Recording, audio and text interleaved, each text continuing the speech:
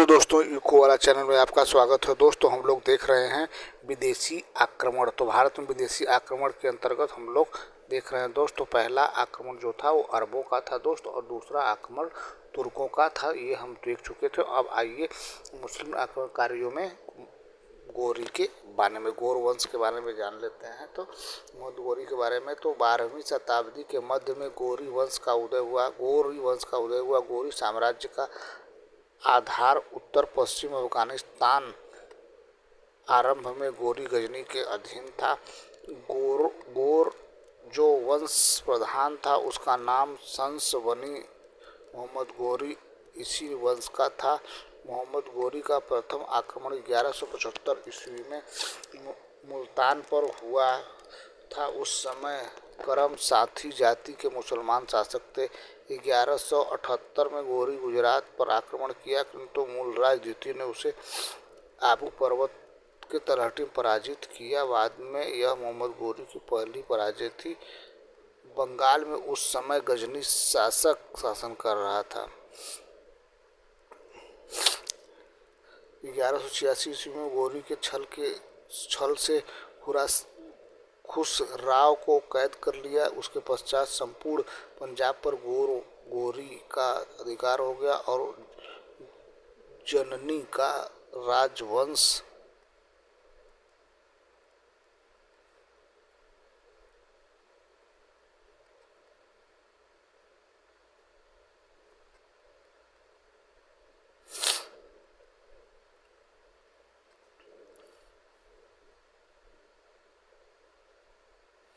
आगे देख लेते हैं दोस्तों। 1146 ईस्वी में 1100 पंजाब में गौरी का अधिकार हो गया और गजनी वंश राजवंश समाप्त हो गया। तराइन का प्रथम युद्ध में पृथ्वीराज चौहान ने मोहम्मद गौरी को परास्त किया, किंतु तराइन के दूसरे युद्ध में वह मोहम्मद गौरी को पराजित किया।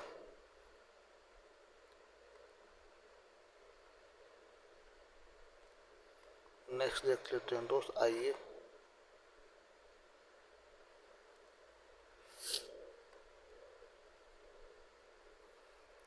तराइन के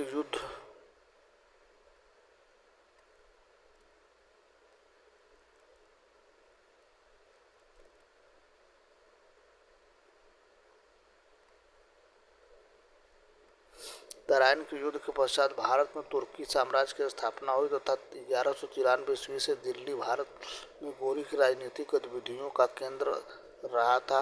तराइन की दूसरी लड़ाई में भारतीय इतिहास की एक निर्णायक लड़ाई हुई, इसलिए माना जाता है क्योंकि उस समय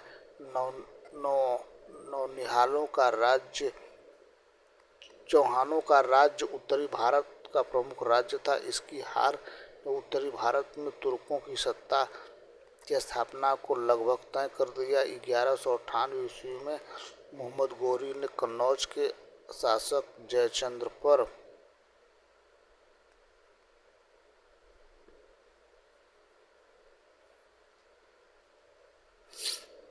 आक्रमण किया। चंदावर के युद्ध में उसे पराजित किया गया। मोहम्मद गौरी की मृत्यु के मुख्य सफलता उसकी उत्तर भारत की विजय है थी। वास्तव में भारत में तुर्की राज्य की नींव उसी ने डाली। 1206 ईस्वी में गौरी की मृत्यु के बाद ऐबक ने भारत में नए वंश की नींव डाली, जिसे गुलाम वंश कहा गया।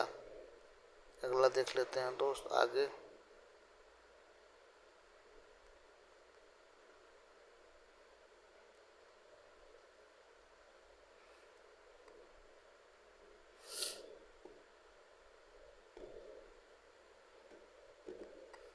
आइए कुछ स्मरणीय बिंदु जान लेते हैं जो विदेशी आक्रमणकारी अरब के और तुर्क के आए थे। तो दोस्त आइए देख लेते हैं। तो अपने अभिलेखों में हिंदी की देवनागरी लिपि का प्रयोग करने वाले चंदेल प्रथम पूर्व मध्यकालीन राजवंश था। बुल्जले-हेग अरबों द्वारा सिंध विजय को भारतीय इतिहास की एक आधिकारिक तथा कथा मात्र बताया गया है। अल-बरूनी की रचना को 11वीं शताब्दी के भारत का दर्पण कहा गया। आगे देख लेते हैं दोस्त अगला।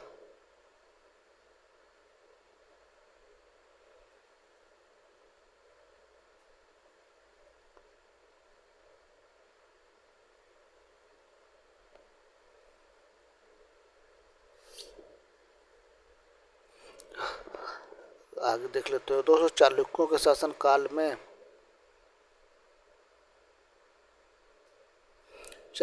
शासनकाल में महिलाओं को उच्च पदों पर नियुक्त किया जाता है।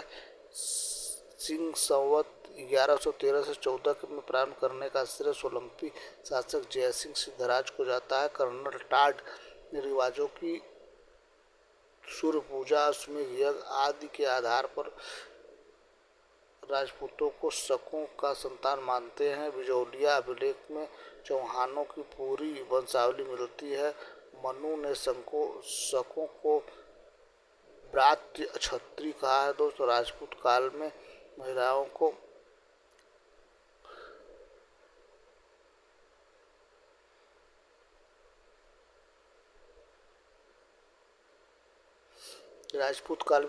को सम्मानित स्थान प्राप्त था। समाज में जौहर तथा सती प्रथा प्रचलित थी। चौहान नरेश ओडोराज, उसके पुत्र विशल देव, विग्रहराज चतुर्थ के क्रमशः आना सागर की झील तथा विशलसर नामक तालाब का निर्माण करवाया। राजदूत काल में हिंदू, ब्राह्मण तथा जैन धर्म अत्यधिक लोकप्रिय है। आगे देखते हैं दोस्त आगे।